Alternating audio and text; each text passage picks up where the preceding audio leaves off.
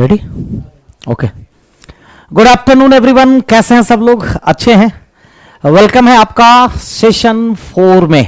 आपको पता है कि सेशन 4 आपका स्टार्ट हो गया है, जिसका आज यानी कि 18 फरवरी को पहला सेट का डिस्कशन होना है। और आज के सेट को यूट्यूब पर भी फ्री डेमो क्लासेस के तौर पे नवीन कुमार सिंह चैनल पे और प्लेटफॉर्म क्वेश्चन सेंटर पे दिया जा रहा है। तो स्टार्ट करते हैं। मैं गौरव गिराज आप लोग के सामने में लाइव प्लेटफॉर्म क्वेश्चन सेंटर से 35 बेहतरीन क्वेश्चंस के साथ पहले सेट का डिस्कशन कराने के लिए आया हूं। और आज का सेट जैसा कि पता है कि यूट्यूब और यूट्यूब के दोनों चैनल, नवीन कुमार सिंह चैनल और प्लेटफॉर्म क्वेश्चन सेंटर चैनल, दोनों चैनल पर अवेलेबल होगा। पीडीएफ भी आपको platform coaching Patna Telegram channel पर आपको मिल जाएंगे इसका। और ये मैं इसलिए कर रहा हूं कि सेशन कितना इंपॉर्टेंट है। देखिए, जैसे कि बच्चे लोग, मैं आपको कुछ इंफॉर्मेशन पहले मैं बता दूं आप लोगों को कि कुछ चीजें आप लोगों के लिए जो बच्चे नहीं जानते हैं वो इसका फायदा उठाएं। क्या कि हमारे पास अगर बात करें तो ध्यान दीजिएगा, बात कीजिएगा अगर, तो कुछ क्लासेस जो है ना वो फ्री चल रहे हैं। आपको जैसे कि मैं बता दूं कि कुछ क्लासेस फ्री चल रहे हैं। जैसा कि आपको पता है कि रुक्मिणी पब्लिकेशन से कुछ बुक्स अभी वॉल्यूम 4 लॉन्च किया गया है सब्जेक्ट वाइज, जिसमें कि रीजनिंग के भी बुक आए हुए हैं, इसी तरह से मैथ के भी बुक आए हुए हैं। और साइंस जो है आशीष सर स्पेशल कुछ क्वेश्चंस का कलेक्शन करके करवा रहे हैं, जो कि यूट्यूब पर फ्री चल रहा है अभी आपका। और जिसमें कि टाइमिंग जो है, साइंस की टाइमिंग है 8 बजे से लेकर के 9 बजे तक। साइंस की टाइमिंग कितनी है? 8 बजे सुबह से लेकर के 9 बजे तक, जो डेली मंडे टू फ्राइडे चल रहा है। ये फ्री क्लासेस है, बिल्कुल करना ना भूले आप लोग। उसके बाद अगर रीजनिंग की बात करते हैं, अमित सर के द्वारा 7 बजे से 8 बजे शाम में फ्री क्लासेस दिए जा रहे हैं आप लोगों को। ठीक है, आप वो क्लास भी करो, क्योंकि देखो कभी भी अब आपको बैचेज या क्लासेस करने में अपना टाइम बर्बाद नहीं करना है, और सिर्फ आपको अभी फिलहाल प्रैक्टिस करना है। ठीक है, उसी तरह से जैसे ही रीजनिंग खत्म होगा 8 से 9 एनएम पांडे सर के द्वारा ये जो बुक है, बुक का डेली एक सेट करवाया जाएगा आपको। लगभग 50 सेट रीजनिंग में है, 50 सेट गणित में है, और उसी तरह से साइंस का स्पेशल क्वेश्चन कलेक्ट करके आशीष सर ये करवा रहे हैं। तो सुबह में 8 से 9 आपका साइंस चलता है बेहतरीन डिस्कशन के साथ, 7 से 8 रीजनिंग चलता है अमित सर के द्वारा। उसके बाद 8 से 9 एनएम पांडे सर। ये जो 3 क्लासेस है, साइंस के, रीजनिंग के, मैथ के, ये अभी यूट्यूब पर फ्री में चल रहा है। किस चैनल पे? तो प्लेटफॉर्म एजुकेशन सेंटर चैनल को आप लोग सब्सक्राइब कर लीजिए, नोटिफिकेशन जाते रहेगा और वहां पर आप लोग क्लास को कंटिन्यू कर सकते हो। अब हम बात करते हैं सेशन कितना इंपॉर्टेंट है। अब इसमें और उसमें क्या डिफरेंस है, क्योंकि सर यहां पर भी प्रैक्टिस हो रही है, और सेशन जो पेड बैच है, ये तो फ्री बैच है। अब सेशन जो पेड बैच है सर, उसकी क्या खासियत है सर, उसके बारे में बता दो। क्योंकि देखिए, ये सेशन हमारा स्टार्टिंग से चल रहा है और प्लेटफॉर्म का यह सबसे स्ट्रांग जॉन में से एक है सेशन। ठीक है, तो सबसे पहले देखिए, रेलवे, एनटीपीसी और ग्रुप डी के जितने भी छात्र हैं उन सब के लिए बेनिफिशियल है। दोनों का पहले डिफरेंस समझो। वहां तो फ्री क्लासेस आपके चल ही रहे हैं, वॉल्यूम 4 की किताब आप लोग परचेज कर लो। अगर किताब परचेज नहीं कर पाते हो, आपके पास अवेलेबल नहीं हो पाता है, आप टेलीग्राम चैनल में जुड़ जाओ। वहां पर डेली साइंस के भी, रीजनिंग के भी, मैथ के भी आपको पीडीएफ डाला जाता है। अब ये सेशन जो 100 रुपीज मंथली का है, जिसमें कि 20 सेट होता है, इसमें और उसमें क्या अंतर है? देखो, जब आप बुक की क्वेश्चन करते हो तो बुक में नॉर्मल, स्टैंडर्ड, मॉडरेट तीनों लेवल का क्वेश्चन होता है जो एग्जाम में पूछा गया। सेशन में क्या होगा कि कलेक्टेड क्वेश्चन होते हैं। जैसे कि मैंने बताया, आशीष सर कलेक्टेड क्वेश्चंस करवा रहे हैं ना, उसी तरह से सेशन में कलेक्ट किया हुआ क्वेश्चन रहता है। ऐसे क्वेश्चन जो सबसे पहला और सबसे इंपॉर्टेंट है कि संभावित प्रश्न, चाहे रीजनिंग की, मैं रीजनिंग के लिए बात करूंगा पहले, फिर हम मैथ के बारे में भी बात करेंगे, साइंस के बारे में भी बात करेंगे, सबके बारे में बात करेंगे। तो बात यह है कि इसमें क्या अंतर है। तो इसमें आप लोगों को फैसिलिटी क्या सब मिलेगी पेड बैच में। इसमें 100 रुपए मंथली में सबसे पहला इस बार कुछ नया करने वाले हैं हम लोग। सेशन 4 में आपको 35 बेहतरीन क्वेश्चन, हायर लेवल का क्वेश्चन मिलेगा। मतलब कि आप अगर सेशन में 1 घंटा टाइम देते हो तो आपका 1 घंटा यूटिलाइज हो, उसके लिए बेहतरीन क्वेश्चन। इसमें 35 question reasoning, 35 question math, 25 question strategy के और 25 क्वेश्चन साइंस के सेशन चल रहे हैं। हर एक की फी 100 रुपीज मंथली है, और कम्बो लेंगे तो 300 रुपए मंथली है। इसमें सारे सेलेक्टिव क्वेश्चन होते हैं, चाहे वॉल्यूम 4 का ही क्वेश्चन उठा लें, वॉल्यूम 3 का ही क्वेश्चन उठा लें। अगर आप में एक स्टैंडर्ड रहेगी तो एग्जाम में अच्छा रहेगा। अब 35 क्वेश्चंस के लिए आपको 25 मिनट टाइम मिलेंगे। इसको सेशन 4 दिया। ग्रुप डी वाले बच्चे के लिए भी बेनिफिशियल है, एनटीपीसी वाले बच्चे के लिए भी बेनिफिशियल है ये।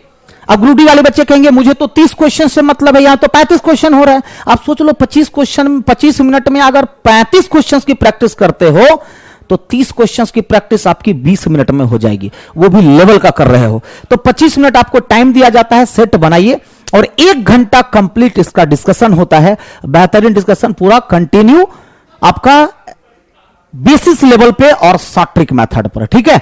तो ये हो गया। इसी तरह से रीजनिंग आपका आज से पहला सेट, जो कि आज का सेट फ्री है, आप डेमो कर सकते हैं कि कैसा, आपको पता चल जाएगा। आप खुद जज करो कि सेट कैसा है, क्वेश्चंस कैसा सेट किया जा रहा है, किस तरह से डिस्कशन हो रहा है, इन सारी चीजों को देखते हुए। उसी तरह से रीजनिंग हो गया। रीजनिंग में मैं खुद हूं और मैं खुद क्वेश्चंस को सेट कर रहा हूं। अभी सेशन 4 में खुद मैं क्वेश्चंस को सेट कर रहा हूं। और इसके बाद इसी तरह से math by Ashu Nayak sir, math का भी यहां पर 35 क्वेश्चन, 30 मिनट टाइम आपको मिलता है मैथ में, क्योंकि मैथ में ज्यादा समय लगता है। 20 सेट मिलेंगे, ये भी मंथली 100 रुपीज। सेम चीजें हैं कि यहां पर भी कलेक्टेड क्वेश्चन होते हैं। अब रह गई बात, सर आपने बोला था कि इस बार सेशन 4 में कुछ नया करने वाले हैं, तो कुछ नया क्या करने वाले हैं? तो मैथ रीजनिंग में खास करके सारे बच्चों को एक चीज की दिक्कत होती है। मान लो कि मैंने किसी क्वेश्चंस का यहां पर डिस्कशन करा दिया, अब बच्चे चाहते हैं कि हमारा फोकस डिस्कशन पे हो, वो रिटर्न करना नहीं चाहते, तो आप रिटर्न मत करो। मैं यहां से प्रत्येक क्वेश्चंस का एक पीडीएफ बना करके सारे स्लाइड का, वो भी मैं आपको अवेलेबल करवाऊंगा ऐप पर। तो सेशन वाले बच्चे को यह फैसिलिटी मिलेगी, जो भी बेहतरीन सवाल होगा उसका जो मैं सॉल्यूशन करवा रहा हूं उसका भी पीडीएफ आपको मिल जाएगा स्टडी मटेरियल में। यह मैं इस बार नया कर रहा हूं कि सारे बच्चों को जो स्क्रीनशॉट, जिसको आप कहते हैं ना, प्रत्येक क्वेश्चंस का स्क्रीनशॉट ही नहीं, उसका एक बार में एक सब्जेक्ट का पीडीएफ करके आपको ग्रुप में डाल दिया जाएगा, ऐप पर डाल दिया जाएगा। तो मैथ है। इसी तरह से आप science by Shashank sir, 25 question, 20 minute, 20 set और 1 घंटे इसके भी डिस्कशन होंगे। उसके बाद स्टैटिक जीके भी 35 प्रश्न, 15 मिनट, 20 सेट, मतलब एनटीपीसी वाले बच्चों के लिए भी, ग्रुप डी वाले बच्चों। अगर आप चाहते हैं कि चारों पेपर, अगर आप चाहते हैं सिर्फ मैथ लेना, सिर्फ रीजनिंग लेना, तो आपके पास ये आपके पास फैसिलिटी होगी कि आप इक्वल कोई एक सब्जेक्ट भी परचेज कर सकते हो। और अगर आप कंबो खरीदना चाहते हो सारा एक साथ, रीजनिंग भी, मैथ भी, साइंस भी और स्टैटिक जीके भी, तो आप सबको एक साथ भी परचेज कर सकते हो। तो चारों पेपर का 400 फी होता है, लेकिन आपको सिर्फ 300 रुपए पेड करना है और आपको चारों पेपर मिल जाएंगे। सबकी टाइमिंग अलग अलग है। 12 बजे आपका, 12 से 1 आपका मैथ चलता है, 1 से 2 आपका रीजनिंग चलता है, फिर साइंस, और ये इसकी टाइमिंग अभी पता नहीं है टाइमिंग, लेकिन आपको ऐप पर मिल जाएंगे, ठीक है। तो आज हम 35 बेहतरीन क्वेश्चंस को करते हैं और देखते हैं कि सेशन में और नॉर्मल जो फ्री वाले क्लासेस है, दोनों में थोड़ा सा डिफरेंस है। तो जो बच्चे अगर पेड नहीं करना चाहते, जिन बच्चों को दिक्कत है, एक तो 100 रुपीज फी है वल्ली, लेकिन इसमें बहुत मेहनत है। सेशन में लगभग 1500 से 2000 बच्चे ऑलरेडी जुड़े हुए हैं, ठीक है। तो उसके बाद क्या है कि फ्री में भी जो बच्चे पेड नहीं कर सकते, बच्चे आपके लिए फ्री में अवेलेबल है। आप कंप्लीट सेट का भी फ्री डिस्कशन होता है और बुक का भी सेशन वाइज भी फ्री डिस्कशन होता है, आप वहां से भी जुड़ सकते हो, ठीक है। तो चलिए फिर हम बढ़ते हैं आज के बेहतरीन प्रश्न के साथ। चलिए आ गया क्वेश्चन, क्योंकि इसमें पढ़ाने में थोड़ा सा मजा आता है, ठीक है, इसमें पढ़ाने में थोड़ा सा मजा आता है। तो इसका आंसर सर सीएनडी आपने क्यों दिया?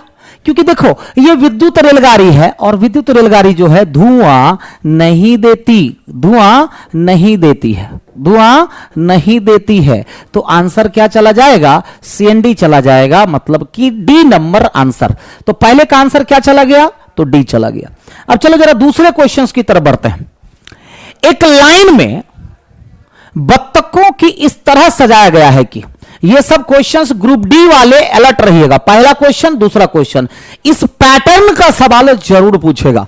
तो कह रहा है कि एक लाइन में बत्तखों को इस तरह सजाया गया है कि एक बत्तख है जिसके आगे 4 बत्तख है। मान लो कि ये एक बत्तख है, इसके आगे कितने बत्तख हैं? तो 4 बत्तख है। कितने बत्तख? 4 बत्तख है। डन। और एक बत्तख ऐसा है कि पीछे भी 4 बत्तख रखे गए हैं, फिर एक बत्तख ऐसा है जिसके आगे भी और पीछे भी एक समान बत्तख है। तो बताओ पंक्ति में क्या पूछ रहा है, न्यूनतम बत्तखों की संख्या कितनी होगी। तो ऐसे सवाल क्या हो जाएगा, देखो एक बत्तख के आगे 4 बत्तख, एक बत्तख के पीछे 4 बत्तख और एक बत्तख ऐसा जिसके आगे भी उतने ही और पीछे भी उतने ही, मतलब न्यूनतम कितने हो जाएंगे, मिनिमम कितने बत्तख, तो मिनिमम जो हो जाएंगे वो 5 बत्तख हो जाएंगे। आंसर सी एंड डी नहीं जाएगा, आंसर जाएगा 5। क्या जाएगा, 5। वेरी गुड, बहुत अच्छे मुन्ना कुमार। गुरुजी क्लास कब से शुरू हुआ है, हम कल एडमिशन लिए हैं, कोई बात नहीं, अभी दूसरा ही क्वेश्चन हो रहा है 35 में से। चलो तो सारे बच्चे जरा ध्यान दो और आंसर्स भी करो। फिर कह रहा है, अब देखो ये कितना अच्छा सवाल है, आपको पता है एनटीपीसी का एग्जाम दीजिए या ग्रुप डी का एग्जाम दीजिए, आपसे यह सवाल जरूर पूछा जाएगा। डन। अब इस सवाल को बेसिक से भी बनाया जा सकता है, टेक्निकली भी बनाया जा सकता है। देखो क्वेश्चन क्या कह रहा है, कह रहा है राम का मुख अभी उत्तर पश्चिम दिशा में है। राम का मुख भैया किधर है, तो राम का मुख उत्तर पश्चिम दिशा में है। वह अपने दाएं हाथ की ओर मुड़ करके 5 किलोमीटर चलता है। अब ध्यान देना, अब वो क्या करता है, राम का मुख किधर है, उत्तर पश्चिम। अगर आप बनाते हैं बेसिक लेवल से, तो राम का मुख उत्तर पश्चिम में है। अब वो यहां से क्या करता है, अपने दाएं हाथ की ओर 5 किलोमीटर चलता है। मान लो कि यहां से वो 5 किलोमीटर अपने दाएं हाथ को चलता है, 5 किलोमीटर अपने दाएं हाथ को चलता है। फिर बाएं हाथ की ओर 135 डिग्री, तो बाएं हाथ की ओर 135 का मतलब ये हो गया, बाएं हाथ की ओर 135 डिग्री वो मुड़ जाता है, ठीक है। और फिर कहता है घूमकर अपने दाएं हाथ की ओर 90 डिग्री। अब यहां से अपने दाएं हाथ की ओर 90 डिग्री घूम जाता है। तो बताएं कि उसे वहां से दक्षिण पूर्व दिशा में जाने के लिए किस ओर घूमना पड़ेगा। अब यहां से उसको दक्षिण पूर्व में जाना है, कहां जाना है भैया, दक्षिण पूर्व की तरफ जाना है। तो कितना घूमना पड़ेगा, तो दक्षिण पूर्व तो ये होता है, इसका मतलब इसको कितना घूमना पड़ेगा, तो 135 डिग्री और क्लॉकवाइज घूमना पड़ेगा। कितना, 135 डिग्री क्लॉकवाइज। लेकिन बताइए क्या आपके पास इतना समय होता है कि इस सवाल को ऐसे बनाएं, बताइए, नहीं ना। इस सवाल को ऐसे बनाएंगे हम लोग, नहीं। कुछ मत करो, जब किलोमीटर, ध्यान देना है, सिंपल सी बात, जब किलोमीटर आपसे कहीं पूछा ही नहीं है तो काहे का वॉकिंग कर रहे हो, ये बताओ, काहे का वॉकिंग कर रहे हो। सिंपल सी बात है कि सबसे पहले उसका मुख किधर था, ये बताओ। तो सबसे पहले उसका मुख उत्तर पश्चिम में था, मतलब पहला में फेस यहां पर। अब यहां से अपने दाएं हाथ की ओर मुड़ता है। अब यहां से वो क्या करता है, तो अपने दाएं हाथ की ओर मुड़ता है। ध्यान दीजिए, उत्तर पश्चिम, ओ सॉरी, उत्तर पश्चिम ये ना हुआ, उत्तर पश्चिम में सबसे पहले उसका फेस यहां पर है। अब यहां से दाएं घूमेगा तो दूसरे में उसका फेस यहां आ जाएगा कि नहीं आ जाएगा, ध्यान से देखना। उत्तर पश्चिम से दाएं मुड़ा, फिर उसके बाद क्या करता है, फिर वह बाएं मुड़ा, तो यहां से फिर बाएं मुड़ेगा तो तीसरे में फिर उसका फेस यहां आ गया, फिर अपने दाएं मुड़ा। तो सिंपल सी बात है कि यहां से दाएं, फिर चौथे में फेस यहां आ गया, ठीक है। फिर यहां से क्या करता है अपने, अच्छा 135 डिग्री है ना, जस्ट वेट, देखो पहले में उसका फेस यहां था, अब वह दाएं ओर मुड़ करके 5 की ओर चलता है, फिर बाएं ओर वो 135 डिग्री चलता है। तो यहां से बाएं 135 में तीसरे में फेस उसका कहां आ जाएगा, यहां पर 135 डिग्री। फिर कह रहा है फिर वो दाएं हाथ की ओर मुड़ करके 90 डिग्री घूमता है। तो यहां से दाएं हाथ की ओर 90 डिग्री घूमेगा तो चौथे में उसका फेस यहां आ जाएगा। अब कह रहा है दक्षिणी पूर्व दिशा में जाना है, तो यहां से कितना जाना पड़ेगा, 135 डिग्री और क्लॉकवाइज जाना पड़ेगा। फिर से समझो, सबसे पहले उसका फेस उत्तर पश्चिम में, डन। उसके बाद वो दाएं मुड़ता है तो उसका फेस यहां आ गया, फिर यहां से वो बाएं 135 डिग्री घूमता है तो तीसरे में फेस यहां आ गया, फिर यहां से वो दाएं घूमता है चौथे में फेस यहां आ गया। अब कह रहा है उसको कहां जाना है भैया, तो दक्षिण पूर्व जाना है। तो दक्षिण पूर्व के लिए क्या करना पड़ेगा, और मुड़ना पड़ेगा 135 डिग्री क्लॉकवाइज, डन, क्लियर है। चलो फिर अगला सवाल 4 नंबर, यही जो मैं बता रहा हूं ना इसका पीडीएफ आप लोगों को चला जाएगा। कह रहा है एक फोटो की ओर इशारा करते हुए राम कहता है, तो कह कौन रहा है, राम, और इशारा किधर हो रहा है, फोटो की तरफ। मेरा शब्द, मेरा, मेरी या मेरे शब्द किसके लिए यूज होता है, स्पीकर के लिए, यानी कि राम के लिए, और इसका, उसकी, वह, यह किसके लिए, फोटो के लिए। तो एक फोटो की ओर इशारा करते हुए राम कहता है कि मेरा कोई भाई बहन नहीं है, मतलब राम जो है वो इकलौता है, ना कोई भाई और ना कोई बहन। लेकिन वह महिला, अब यहां पर एक चीज छूटा हुआ है। क्या छूटा हुआ है? एक फोटो की ओर संकेत करते हुए राम एक महिला से कहता है। राम एक महिला से कहता है, ठीक है, एक महिला से कहता है, यह चीज छूटा हुआ है। अब देखो यहां 3 पर्सन आ गए। राम एक फोटो की तरफ इशारा करके किसी महिला को बताता है। क्या बताता है? कि मेरा देखो कोई भाई बहन नहीं है, लेकिन वह महिला मेरी माता की इकलौती संतान को दादा कहती है। वह महिला कौन है? मेरी माता की इकलौती संतान। राम की माता की इकलौती संतान मतलब राम खुद। तो राम कहता है कि मेरी माता की इकलौती संतान को दादा कहता है। कौन? वह महिला। इसका मतलब महिला के दादा हो गई है। क्वेश्चन को तोड़ दो। राम क्या कहता है? कि वह महिला मेरी माता के इकलौते संतान को दादा कहती है, यदि फोटो वाला व्यक्ति उस महिला के माता को माता कहता है। फोटो वाला व्यक्ति महिला की जो मां है, महिला की मां मतलब ये, फोटो वाला व्यक्ति महिला की मां को मां कहता है, तो ये फोटो हो गया। ये क्या हो गया? फोटो हो गया। सोच करके देखो फिर से। राम कहता है मेरा कोई भाई बहन नहीं है, लेकिन मेरी मां के इकलौते संतान, तो राम की मां का इकलौते संतान राम खुद।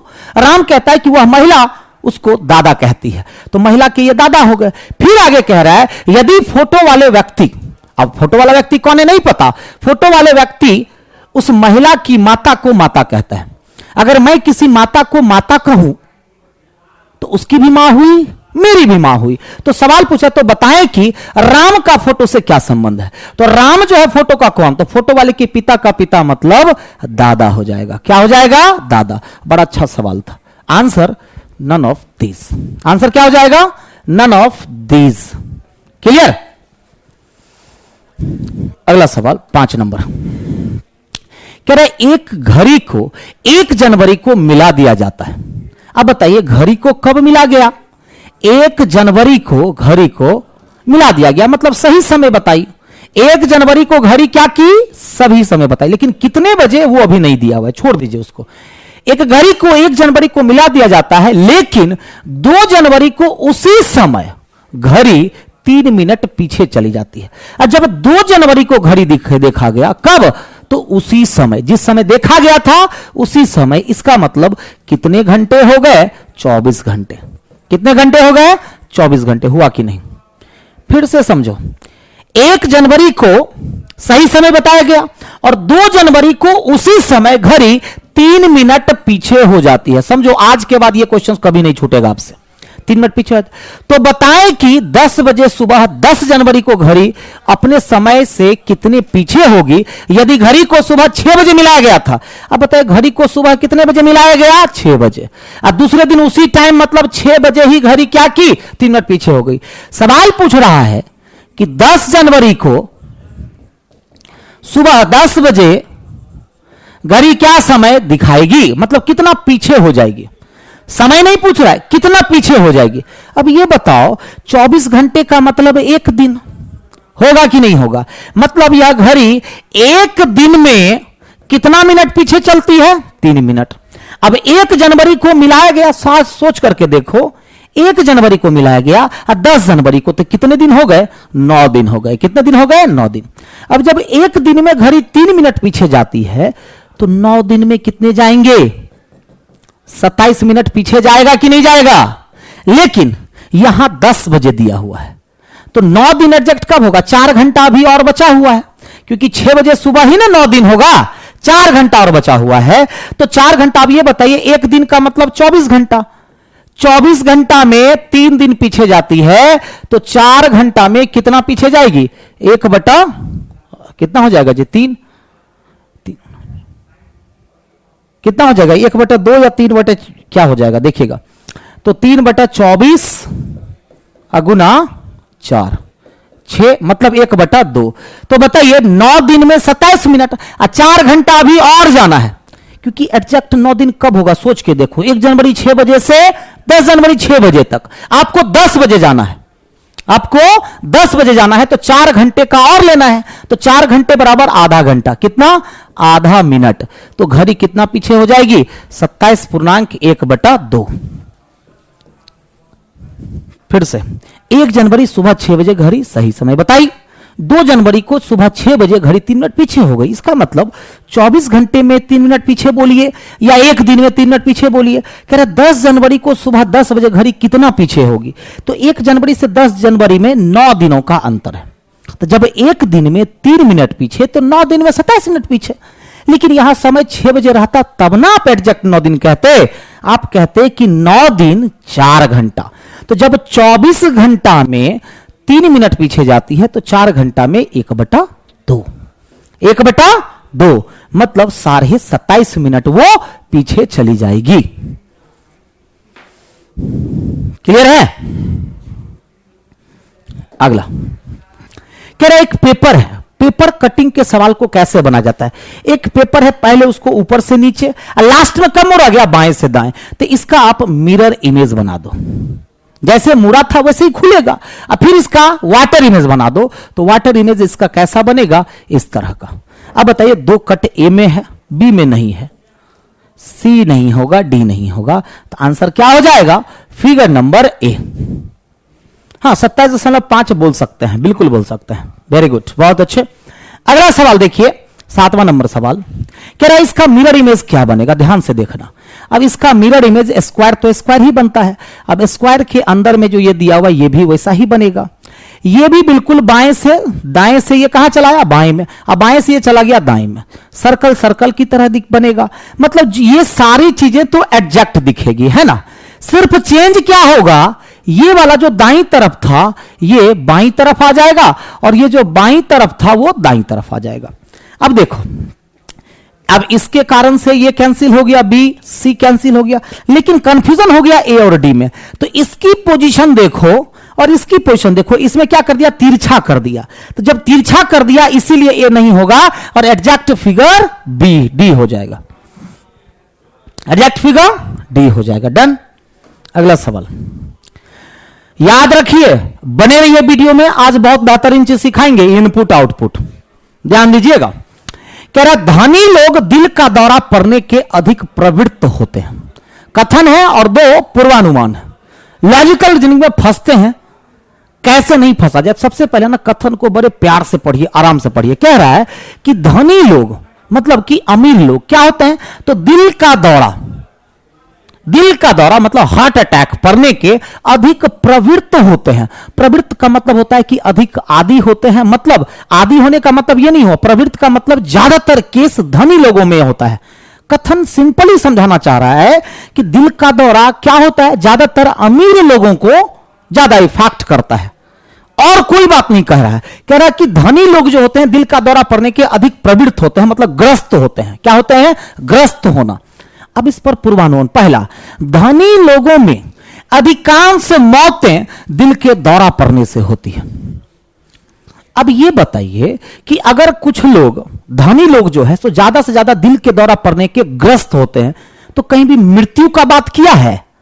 किया है? ये क्या कर रहा है? मृत्यु का बात कर रहा है, मौत की बात कर रहा है। अब मान लीजिए कि दिल का दौरा लोग ज्यादा पड़ रहा है, लेकिन उसमें से ज्यादा लोगों की क्या दिल के दौरा पड़ने से ही मृत्यु होती है? ऐसा कथन कहीं का है? नहीं। यह कहीं ना कहीं कथन से आपको भटका रहा है, मतलब पहला गलत हो जाएगा। दूसरा कह रहा है निर्धन लोगों को दिल के दौरे नहीं पड़ते। यह क्या कर रहा है ना? तुलना कर रहा है कि अगर इसको होता है तो इसको नहीं होता है। तो जैसे ही किसी कथन की दूसरे से तुलना करने लग जाओ, यह क्या करता है कि अगर उसको होता है तो इसको नहीं होता है, तो गलत।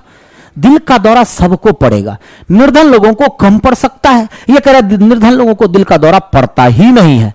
यह तब सही होता जब यह या तो पूर्वानुमान की जगह पर निष्कर्ष होता और साथ ही साथ यहां पर उसको चेंज करना पड़ेगा, लगाना पड़ेगा सिर्फ धनी लोगों को दिल का दौरा पड़ने पर, सिर्फ धनी लोगों को दिल का दौरा पड़ने के अधिक प्रवृत्त होते हैं, और यहां रहता निष्कर्ष, तब जाकर के ये सही होता। अभी ये भी गलत हो जाएगा। दोनों में से कोई भी नहीं होगा तो क्या करेंगे? 1 और 2 दोनों निहित है, 1 या 2 में से कोई भी निहित नहीं है। आंसर डी हो जाएगा। आंसर डी हो जाएगा, बिल्कुल सही। दोनों गलत होगा। 9 नंबर सवाल में देखिएगा तो क्या किया गया है, बहुत सिंपल सवाल है। 64 किसका स्क्वायर है? 8 का। और 36 6 का स्क्वायर है, घटा दिया 2 मिल गया। 81 9 का स्क्वायर और 25 5 का स्क्वायर माइनस कर दिया 4 मिल गया। 12 का स्क्वायर माइनस 4 का स्क्वायर तो 8 आपका आंसर हो गया। याद रखिए कि अभी जो सीरीज फाइंड आउट मिसिंग 1 पूछा जा रहा है, ज्यादातर क्वेश्चन स्क्वायर पे रह रहे हैं, ठीक है, सीरीज भी स्क्वायर पे रह रहा है। 10 राम और मोहन के ठीक मध्य में सोहन बैठा हुआ है। लेकिन एक बात बताइए, राम किधर मोहन किधर, कंफ्यूजन है। सोहन जो है अब वो राम और मोहन के ठीक मध्य में बैठा हुआ है, मतलब जितनी दूरी यहां से उतनी ही दूरी यहां से। लेकिन राम इधर कि राम इधर, मोहन इधर कि मोहन इधर, कंफ्यूजन है। लेकिन आगे क्लियर कर रहा है कि राम और मोहन के ठीक मध्य में सोहन बैठा है, जिसका स्थान दाईं छोर से 11वां है। जिसका मतलब किसके लिए? सोहन के लिए। अब इसका स्थान दाईं छोर से 11वां है, सोच लो। अब सोहन का स्थान दाईं छोर से 11वां है। राम सोहन के बाईं तरफ, क्लियर हो गया। राम कहां पर है? सोहन के बाएं। इसका मतलब मोहन उसके दाएं होगा कि नहीं होगा? राम सोहन के बाएं किसी एक स्थान पर बैठा है। जब राम और सोहन अपना स्थान बदल लेते हैं तो सोहन दाईं छोर से 16वां हो जाता है। अब जरा ध्यान दो, अब क्या करता है ना कि राम और सोहन अपना स्थान बदल लेता है। अब यहां सोहन नहीं, यहां पर राम आ गया। यहां राम नहीं, यहां पर सोहन आ गया। कह रहा जब ये दोनों अपना स्थान बदल लेते हैं तो सोहन कितना हो जाता है? दाएं से 16वां हो जाता है। मतलब कि यह पोजीशन दाएं से 16वां।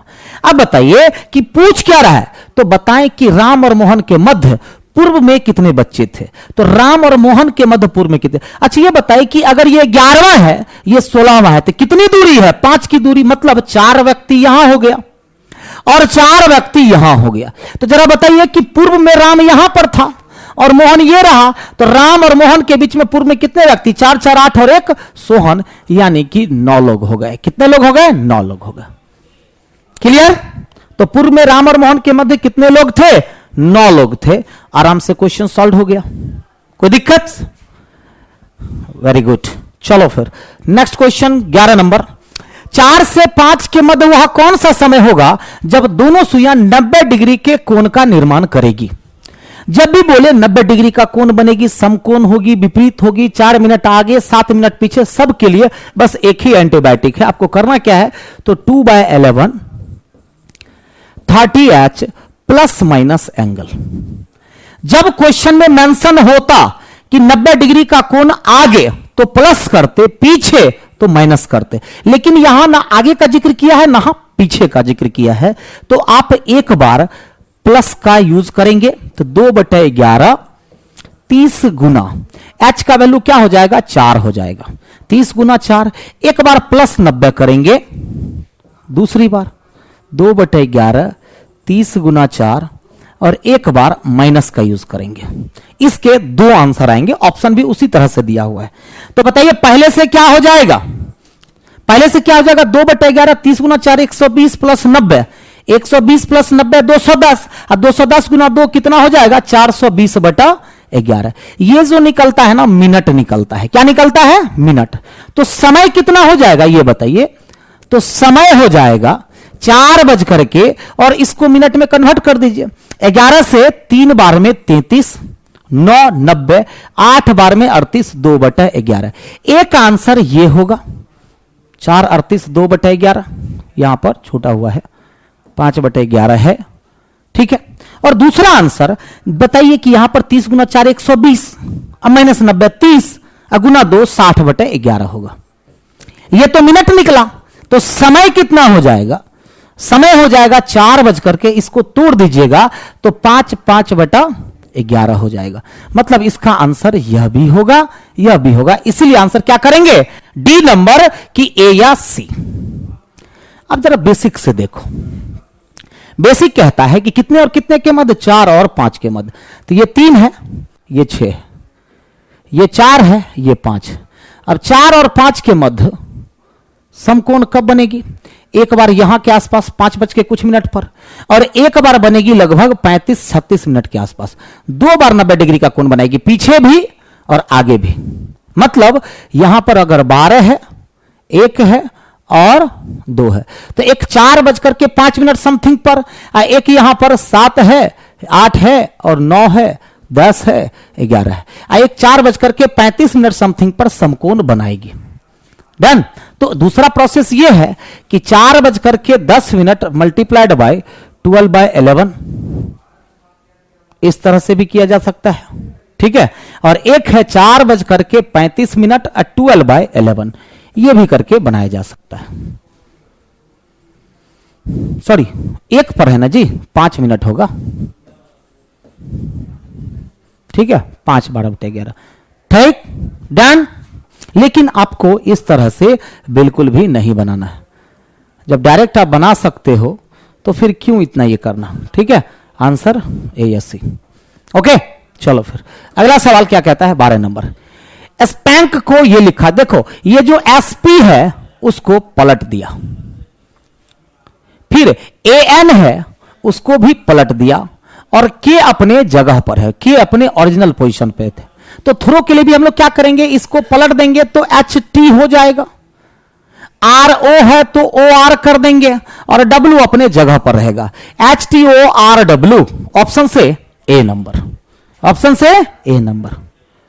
13 नंबर देखिएगा, सभी मोर जो है ना वो शेर है, सारे के सारे मोर क्या है, शेर है। अब कुछ बाघ जो है वो मोर है, ये हो गया बाघ। देन तो 2 ही कथन है और 4 कंक्लूजन है। पहला कह रहा है कि कुछ शेर बाघ नहीं है, निगेटिव बात कर रहा है, गलत कर दीजिए। क्यों? क्योंकि आपका दोनों स्टेटमेंट पॉजिटिव है।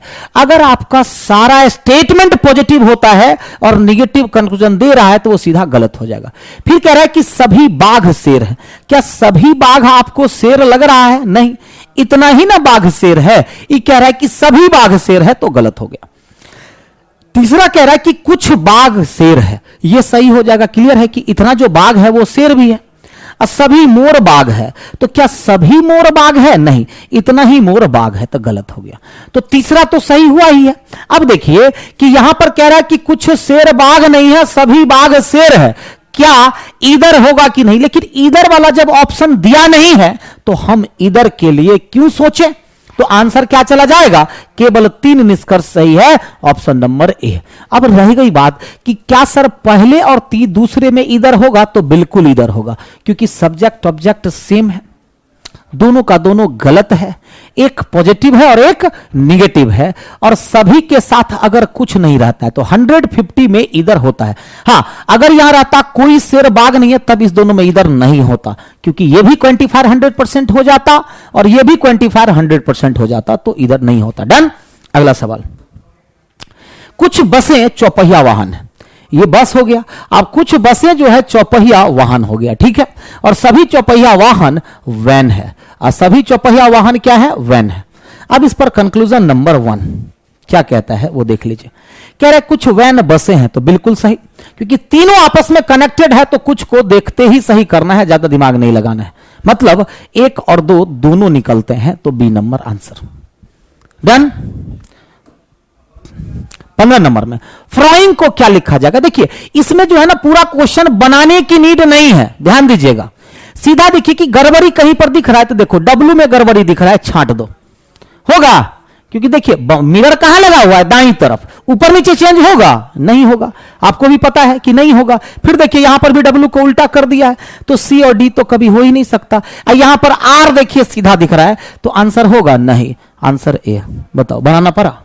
बिना सवाल को सॉल्व किए बन जाता है। हां, लेकिन सर बनेगा कैसा? तो ध्यान दीजिएगा, जो फ्रोइंग है ना उल्टा से लिखना चालू करो, तो ये जो जी है आपको ऐसा दिखेगा, एन जो है आपको उल्टा हो जाएगा, आई तो बिल्कुल आई की तरह दिखेगा, एन आपको उल्टा हो जाएगा, फिर डब्ल्यू तो डब्ल्यू की तरह ही दिखता है, पता है आपको, ठीक है। ओ आपको ओ की तरह ही दिखता है, और आर जो है आपको उल्टा हो जाएगा, एफ जो है आपको उल्टा हो जाएगा। तो एग्जैक्ट डायग्राम आपका बनेगा ये। लेकिन हम कह रहे हैं बनाने की नीड क्यों है? अगर सवाल डायरेक्ट सॉल्व हो रहा है तो हम क्यों बनाएंगे, ये बताओ। डन। 16 नंबर, दिए गए विवरणों के आधार पर कोई भी समाचार पत्र ना पढ़ने वाले लोगों की संख्या क्या होगी? देखो टोटल लोगों की संख्या 420, इसमें से पढ़ने वाले की संख्या अगर हम घटा दें तो ना पढ़ने वाले की संख्या निकल जाएगी। तो पढ़ने वाले कितने लोग हैं? तो देखिएगा, तो ये कितना हो गया? 260 260 प्लस 85, डन, क्लियर है? इतने ही ना लोग ना पढ़ रहे हैं, तो बताइए कितना हो जाएगा?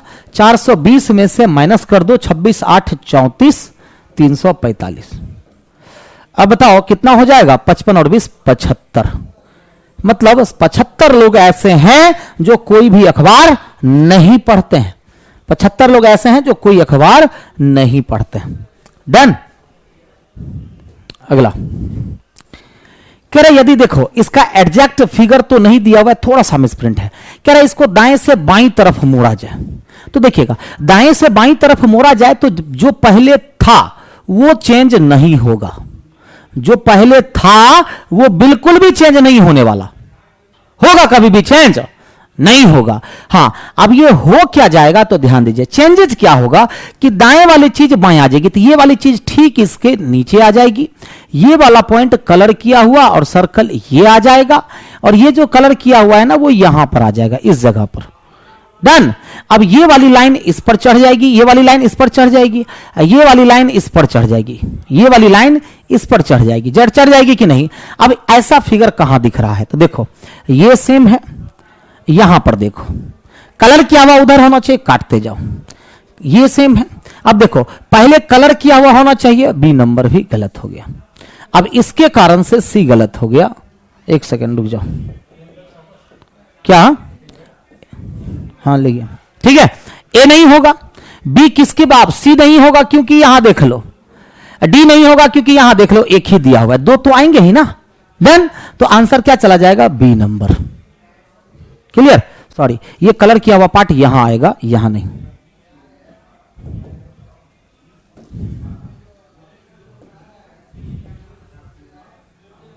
डन, ये इस तरह का आ जाएगा। क्लियर? चलो फिर अगला सवाल, दिए गए चित्र में कितने त्रिभुज? त्रिभुजों की संख्या हमको निकालनी है। त्रिभुजों की संख्या कितनी? देखो आपको पता है इसमें त्रिभुजों की संख्या 5 होती है। कितनी होती है? 5। तो देखो तो ऐसा फिगर यहां दिख रहा है कि नहीं? ऐसा फिगर दिख रहा है कि नहीं दिख रहा है? तो कहिएगा हां सर दिख रहा है। दिख रहा है ना? तो इसमें कितने त्रिभुज बन जाएंगे? 5। प्लस आ जाओ, इसके अंदर में कितने त्रिभुज? इसके अंदर में कितने त्रिभुज बन रहे हैं? तो 1 2 3, 3 के बाद 4 और एक पूरा 5। तो 5 इधर बना तो 5 इधर भी बनेगा। बनेगा कि नहीं बनेगा? काउंट करने की जरूरत नहीं है। तो 15 तो ऐसे ही हो गया। क्या सर और भी त्रिभुज बन रहा है? तो हाँ और भी त्रिभुज बन रहा है। और त्रिभुज कौन कौन से? तो एक त्रिभुज ये अभी तक काउंट नहीं हुआ है, एक त्रिभुज ये अभी तक काउंट नहीं हुआ है, और एक त्रिभुज ये अभी तक काउंट नहीं हुआ है। त्रिभुजों की संख्या 18 हो गई। कितनी हो गई? 18 हो गई। कोई दिक्कत? क्लियर है? चलो फिर अगला सवाल आते हैं 19 नंबर में।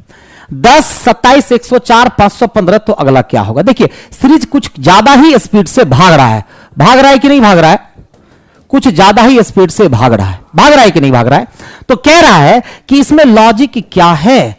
तो देखिएगा अगर तो यहां से यहां में अगर हम गुना 3 माइनस 3 कर ले, यहां पर गुना 4 माइनस 4 किया है। कैसे? देखिए 27 गुना 4 कितना होता है? 108 होता है।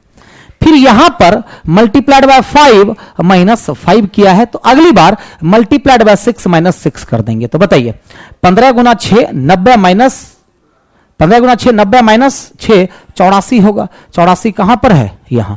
मतलब 30 84 आपका आंसर हो जाएगा। क्लियर है? 19 20 नंबर, वे सभी लड़के जो शहर में रहते हैं, मतलब वे सभी लड़के जो शहर में रहते हैं गांव वाले की अपेक्षा ज्यादा खुले स्वभाव के होते हैं। ऐसा एक शोध में मालूम चला है। कह रहा गांव में गांव के जो लड़के रहने वाले हैं उससे अगर कंपैरिजन किया जाए, तुलना किया जाए, तो शहर के जो लड़के होते हैं ना वो ज्यादा खुले स्वभाव के होते हैं। पहला, शहर के सभी लोग खुले स्वभाव के होते हैं, तो गलत। शहर के सभी लोगों की बात कर रहा है, वो कह रहा है कि वे सभी लड़के जो शहर में रहते हैं। तो इसका मतलब ये नहीं हुआ कि लड़कों की बात कर रहा है। सभी लोग में बच्चे भी आ गए, बूढ़े भी आ गए, महिलाएं भी आ गए, सारे के सारे आ गए। ठीक है, तो पहला गलत होगा। दूसरा, शहर के लड़के खुले स्वभाव के होते हैं, यह सही होगा कि शहर के जो लड़के होते हैं ना वो खुले स्वभाव के होते हैं। तो केवल 2 मतलब बी। डन। अगला 21 में देखिए, कह रहा है कि यहां पर क्या होगा, डी से जी जाओ, +3 किया है, फिर +4 किया है, फिर +5 किया है, तो अगली बार +6 करेंगे तो आपका लेटर आ जाएगा अभी।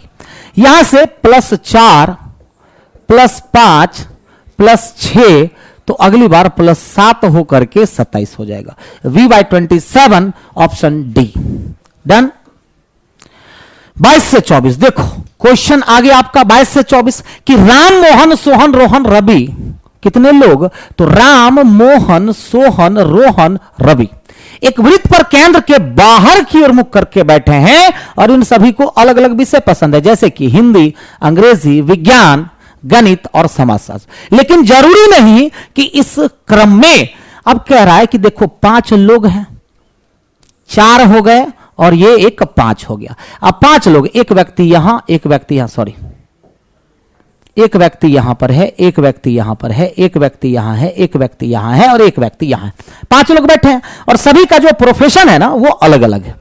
पहला लाइन कह रहा है कि हिंदी पसंद करने वाले और गणित पसंद करने वाले के मध्य में रोहन बैठा हुआ है। कभी भी सिटिंग की शुरुआत बिटवीन वाले लैंग्वेज से तो कभी नहीं करनी चाहिए। अब सही काहे नहीं करनी चाहिए, टाइम टेकन होता है, टाइम लेगा, कंफ्यूजन में डालेगा। तो क्या रहा है कि हिंदी पसंद करने वाले और गणित पसंद करने वाले के मध्य में रोहन बैठेगा, तो जो चीज को बैठा नहीं पाते हो ना उसको साइड में लिख लो। हिंदी और गणित पसंद करने वाले के बीच में रोहन बैठेगा, ये एक इंफॉर्मेशन बैठानी है। डन। आगे कह रहा है कि राम जो है गणित पसंद करने वाले के दाएं को दिस रहा। राम कहां पर है, तो गणित पसंद करने वाले, मान लो कि यह गणित पसंद करने वाला है। राम कहां पर, तो गणित पसंद करने वाले के दाएं को दूसरा। अब सबका फेस बाहर की तरफ है तो दाएं तब तो इस तरफ नहीं होगा, दाएं किधर होगा, इधर। तो यह हो गया राम। राम कहां बैठा हुआ है, तो गणित पसंद करने वाले के दाएं को दूसरा। फिर कह रहा है सोहन के तुरंत दाएं रवि बैठा हुआ है। ध्यान दीजिएगा, सोहन के तुरंत दाएं में रवि बैठा हुआ है, एक ये भी लाइन बैठाना है। लेकिन कोई भी रोहन का निकटतम पड़ोसी नहीं है। लेकिन याद रखिए कि दोनों में से कोई भी रोहन के बगल में नहीं बैठ सकता। ध्यान दीजिए, रोहन के बगल में नहीं बैठ सकता। विज्ञान पसंद करने वाले के बाएं को दूसरा बैठा व्यक्ति समाजशास्त्र पसंद करता है। अब विज्ञान के बाएं दूसरा समाजशास्त्र, विज्ञान के बाएं दूसरा समाजशास्त्र, ये बैठाना है आपको, एक लाइन ये भी बैठाना है। डन। रोहन को समाजशास्त्र पसंद नहीं है, रोहन को समाजशास्त्र पसंद नहीं है, ध्यान में रखिएगा। अब इतना ही है। अब बताइए राम या गणित से कनेक्टेड लाइन कहीं मिल रहा है, ये नहीं है, ये नहीं है, ये रहा कि हिंदी और गणित के बीच में रोहन, तो गणित ये रहा। एक काम करते हैं कि हिंदी यहां डाल देते हैं, हिंदी और गणित के बीच में रोहन हो गया। अब सवाल यह है कि रोहन के बगल में ना सोहन होगा ना रवि होगा। रोहन के बगल में सोहन और रवि नहीं होगा तो सोहन रवि कहां होगा, गलत हो जाएगा। हो जाएगा कि नहीं हो जाएगा, मतलब कि ये जो लाइन आपने बैठाया है गलत बैठाया है। हिंदी और गणित के बीच में रोहन इधर नहीं होगा, गणित और हिंदी के बीच में रोहन ये होगा। अब रोहन के बगल में सोहन रवि नहीं होगा, तो रोहन के बगल में सोहन नहीं होगा, रवि नहीं होगा, तो होगा कौन, मोहन हो जाएगा। कौन हो जाएगा, मोहन, क्योंकि रोहन के बगल में सोहन रवि नहीं होगा। लेकिन कह रहा है कि सोहन के तुरंत दाएं रवि बैठा हुआ। एक लाइन था कि सोहन के तुरंत दाएं में रवि है, सोहन के तुरंत दाएं में रवि है। 5 लोग तो बैठ गए। अब गणित हिंदी के बीच में रोहन भी बैठ गया है, बैठ गया ना। इसका यूज आपने कर लिया, इसका यूज आपने कर लिया, इसका यूज करो। विज्ञान के बाएं दूसरा समाजशास्त्र, समाजशास्त्र रोहन नहीं होगा, पता है, समाजशास्त्र यहां नहीं होगा, समाजशास्त्र यही होगा। अब विज्ञान के बाएं दूसरा समाज। अच्छा, विज्ञान को अगर आप यहां रखते हो तो विज्ञान के बाएं दूसरा समाजशास्त्र तो हो नहीं पाएगा, होगा, क्योंकि देखिए विज्ञान के बाएं दूसरा समाजशास्त्र तो होगा नहीं, विज्ञान के बाएं दूसरा समाजशास्त्र तो होगा नहीं। इसका मतलब यह हो जाएगा विज्ञान। अब विज्ञान के बाएं दूसरा समाजशास्त्र यहां हो जाएगा। अब एक विषय अंग्रेजी बच गया है, अंग्रेजी यहां हो गया। यह था सवाल आज का। डन। अब देखिएगा कौन कौन सा क्वेश्चंस बनेगा इस पर। कह रहा सोहन को कौन सा विषय पसंद है, तो सोहन को कौन सा विषय पसंद है, अंग्रेजी पसंद है, मतलब कि सी नंबर आंसर हो जाएगा। क्या हो जाएगा, सी नंबर आंसर। अगला गणित किसे पसंद है, ये बताओ कि गणित किसे पसंद है। तो गणित किसे पसंद है, जरा देख करके बताइए कि गणित किसको पसंद है। तो गणित मोहन को पसंद है। गणित किसको पसंद है, मोहन को। 24 नंबर सवाल, समाज शास्त्र किसको पसंद है, देख करके बताओ कि समाज शास्त्र किसको पसंद है। तो रवि को पसंद है। समाज शास्त्र किसको पसंद है, रवि को पसंद है। ऑप्शन से ए। अगला सवाल है, एक पासे का 3 प्रारूप दिखाया गया है, अंक 6 के विपरीत पर कौन सा अंक होगा। देखिए 6 यहां है और कहीं नहीं है। अब किसी भी 2 डाइस का यदि 2 सतह कॉमन होता है, जैसे कि इस दोनों में 4 3 कॉमन, तो तीसरा जो होता है ना आपस में अपोजिट होता है। तो बताइए कि 6 के विपरीत में क्या हो जाएगा, 2 हो जाएगा। 6 के विपरीत में 2, ऑप्शन से बी। डन। 26 कह रहे श्रृंखला में निकटवर्ती अक्षर का मतलब होता है एडजेसेंट लेटर, पड़ोसी अक्षर। तो कह रहे श्रृंखला में निकटवर्ती अक्षरों के बीच छोड़े गए अक्षरों में क्रमशः 2 अक्षरों की कमी होती जाती है। 2 अक्षरों की कमी होती जाती है। तो उक्त नियम के अनुसार निम्न अक्षर श्रृंखला में कौन सा सही है। कह रहे बीच में जो छोड़ा हुआ अक्षर है ना, 2 घटता जाता है। अब देखिए बीच का अक्षर छोड़े कि अंतर, मान लीजिए कि मेरे और आपके बीच में 2 लोग हैं, तो हम दोनों के बीच का अंतर कितना हो गया, 3। बीच में ना 2 लोग है, डिफरेंस कितना होगा, 3। अगर मेरे और आपके बीच में अगर 11 आदमी है, तो मेरे और आपके बीच में अंतर कितना, 12 का। जैसे कि देख लो, आपको पता है कि 2 और 6 के बीच में 3 एलिमेंट होते हैं, क्या सब, 3 4 और 5। लेकिन 2 और 6 का अंतर कितना होता है, 4। तो बीच में 3 लोग, लेकिन अंतर क्या होता है, एक ज्यादा। तो यहां बीच की बात कर रहा है, तो अंतर हम एक एक्स्ट्रा ले लेंगे। तो यहां पर देखिए ए है, डी है, मतलब +3 हुआ है। डी से आई में +6 हुआ है। तो 2 का अंतर तो नहीं ना हो रहा है, सॉरी +5 हुआ है, 5 फिर 7 और +9। तो यहां पर कह रहा है 2 घटता जाता है और यहां बढ़ता जा रहा है। यहां क्या हो रहा है, बढ़ रहा है, यहां पर बढ़ रहा है। बीच में छोड़े गए 2 अक्षर क्या हो जाते हैं, घटते जाते हैं। तो ए नहीं होगा। अब ए से एच में 7 हुआ, तो अगली बार 5 होना चाहिए, तो 5 हो रहा है। फिर अगली बार क्या होना चाहिए, 7 5, तो 5 के बाद 3 होना चाहिए। तो 3 बताइए, 13 3 16 और 16 3 19। तो ये नहीं हुआ। अगर 3 के जगह पर अगर +1 होता तो आंसर हो जाता। देखिए यहां पर +3 है और फिर +3 है, तो ये भी नहीं होगा। यहां पर हो रहा है, देखिए +9 फिर +7 और +5 और +3। बताइए तो 2 घट रहे हैं कि नहीं। तो कहां ये रूल फॉलो हो रहा है, डी में। देखिए ये तो पहले ही कट गया, क्योंकि 3 के बाद 5 हुआ, घटना चाहिए। घट यहां रहा था 7 5 3, 1 ना होना चाहिए, इसीलिए ये गलत हो गया। ये 3 3 हो गया, गलत हो गया। ये हुआ 9 7 5 3, 2 घट रहा है कि नहीं घट रहा है, आंसर डी हो गया। 26 का। 27 कह रहा सेम फिगर किसमें दिख रहा है आपको, जरा देख करके बताइए। तो देखिएगा सबसे पहले तो ये आपको यहां पर तो दिख रहा है ना, यहां पर ये भी दिख रहा है, तो ए में दिख रहा है। अब बताइए ये वाली लाइन यहां पर मिसिंग है ना, है कि नहीं है। आप कहिएगा सर ये तो दोनों में अंतर है कि नहीं है, बताओ। तो बी नहीं होगा। इसमें भी ये वाली लाइन मिसिंग है, इसमें भी ये वाली लाइन मिसिंग है। आंसर क्या हो गया, ए नंबर। क्या हो गया आंसर, ए नंबर। डन। अब देखिए ये फिगर किसमें दिख रहा है, तो यहां पर देखो गैपिंग हो गया, बी नहीं होगा। यहां पर भी देखो गैपिंग हो गया, सॉलिडिटी बनना चाहिए, किसमें बन रहा है, ए में। सेम फिगर कहां पर दिख रहा है, ए नंबर में। डन। 29 कह रहा है कि आने वाले कल से 3 दिन बाद कौन सा दिन होगा यदि बीते कल से 2 दिन पहले मंगलवार था। इस सवाल का ट्रिक होता है, देखो ट्रिक क्या अप्लाई करना है। आज के बाद कभी गलती नहीं होगा। आज को सबसे पहले तो लिख लेना, क्या, आज को लिख लेना। अब कह रहा है कि आने वाले कल से 3 दिन बाद, तो आने वाले कल से 3 दिन बाद का मतलब पूछ रहा है कि 4 दिन बाद कौन सा दिन होगा। यदि बीते कल से 2 दिन पहले, तो बीते कल से 2 दिन पहले मतलब 3 दिन पहले। बीते कल से 2 दिन पहले मतलब 3 दिन पहले क्या था, मंगलवार था। कह रहा है कि अगर बीते कल से 2 दिन पहले मतलब कि 3 दिन पहले मंगलवार था, तो आने वाले कल के 3 दिन बाद मतलब 4 दिन बाद, ये मिल करके कितना हो गया, 7 हो गया। 7 दिन में कोई भी दिन क्या हो जाता है, समान हो जाता है। क्या हो जाता है, समान। मंगलवार था, मंगलवार होगा, मंगलवार था और मंगलवार ही होगा। आंसर आपका ए। बेसिक से बनाते हैं, तब भी आपको आज लेना है।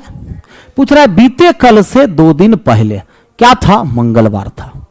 इसका मतलब आज कौन सा दिन, बुध बृहस्पति शुक्रवार है, आज का दिन शुक्रवार है। तो कह रहा आने वाले कल से 3 दिन बाद कौन सा दिन, तो शनिवार, रविवार, सोमवार, मंगलवार हो जाएगा। यही ना पूछ रहा था। तो बताइए, या तो आप ऐसे बनाओ या ट्रिक से बनाओ। क्लियर है? ओके। 30 नंबर सवाल, यहां पर क्या लॉजिक है, देखिए ये क्या किया ना, 24 और 24 48, पहले ये कर लिया है, फिर 4 से भागा दे दिया तो 12 आ गया। 25 20 45 भागा 9 5 आ गया। तो हम भी वही करेंगे, 50 + 10 60 हो जाएगा। अब भागा 3 कर देंगे, कितना हो जाएगा, 20 हो जाएगा। क्या हो जाएगा, 20। Answer D. डन। 31 36 7 9 42 4। देखिए क्या किया गया है यहां पर, यह बताइए। कुछ नहीं किया है। 9 × 7 कितना होता है, 63 होता है ना। इसी को पलट करके लिख दिया है 3 और 6। 4 × 6 24 होता है, पलट करके क्या लिख दिया गया है, 42 लिख दिया गया है। देखो 2 4। तो यहां पर भी क्या होगा, अब देखो यहां पर 51 है तो यहां पर 15 होना चाहिए, 15 ही ना 51 होगा। तो मतलब 3 को 17 से गुना करेंगे तभी ना 51 होगा। ओह सॉरी, 5 ना होगा, 5 होगा। तो 3 को अगर 5 से गुना करेंगे तो 5 × 3 कितना, 15 होगा। अब 15 को 51 में कन्वर्ट किया गया है, 15 को 51 में कन्वर्ट किया गया है। तो बताइए कि आंसर क्या हो जाएगा, 5। क्योंकि देखिए यहां पर 24 हुआ, 6 × 4 करने पर 24, वो 42 में कन्वर्ट हो गया। 5 × 3 15 होगा, वही ना कन्वर्ट हो जाएगा 51 में, 1 और 5। क्लियर? अगला, विजय ने सीधे पूर्व की ओर चलना प्रारंभ किया और 75 मीटर चलने के बाद 75 मीटर चलने के बाद वह बाईं ओर मुड़ा और सीधे 25 मीटर चला। कितना मीटर चला, 25 मीटर चला। उसने फिर बाईं ओर मुड़ा और 40 मीटर चला। उसने फिर बाईं ओर मुड़ा और कितना मीटर चला, 40 मीटर चला। देन वह फिर बाईं ओर मुड़ा और 25 मीटर चला। अब वह फिर बाईं ओर मुड़ा और 25 मीटर चला। अब जरा ध्यान दीजिएगा, ध्यान दीजिएगा, वह 25 मीटर चला। ये कितना था, 75 25 40 25। कह रहा प्रारंभिक स्थान से कितनी दूरी पर है वो, तो ये बताइए कि प्रारंभिक स्थान ये यहां से यहां की दूरी कितनी। अब बताओ कि ये 40 है तो ये भी कितना, 40।